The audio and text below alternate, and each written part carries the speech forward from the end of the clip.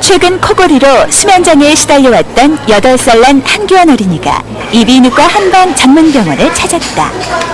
규원이는 수면장애로 항상 낮 활동이 나른하고 멍한 상태가 많았다는데, 여행을 갈 때나 할 때, 기차를 탈 때나 할 때 코를 너무 성인처럼 심하게 보니까 사람들이 깜짝깜짝 놀라더라고요. 아니, 아이가 저렇게 코를 심하게 구나.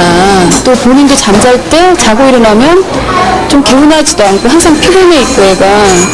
그래서 저는 운동도 시켜갖고 했는데 사실 그게 원인이 아니라 코를 너무 심하게 보니까 자지를 못하니까 숙면을 못 취하니까 애가 좀 힘들어하고 그러더라고요, 낮에. 대수롭지 않게 여겼던 코골이로 무기력증에 빠져있던 규원이 어린이.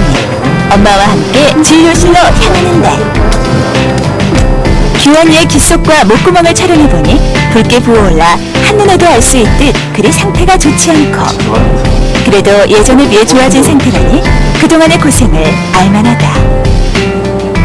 비염으로 시작한 것이 심각한 코골이로 이어진 규원이의 경우는 부어있는 코 속을 진정시켜주는 것이 급선무.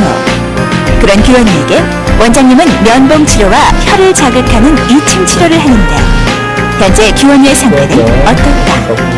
코점막이 만성적으로 부어서 만성 비염 상태에 있고, 2차적으로 그 영향으로 고개 편도가 굉장히 커져 있습니다. 고개 편도 정도 그 영향으로 아데노이드까지 비대가 되어 있어서 호흡할 때 공기가 통할 수 있는 통로가 굉장히 좁아져 있어요. 그래서 공기가 흐름으로 그 좁아진 통로를 흐를 때 그 주변 조직이 떨려서 코골이가 오는 것이죠.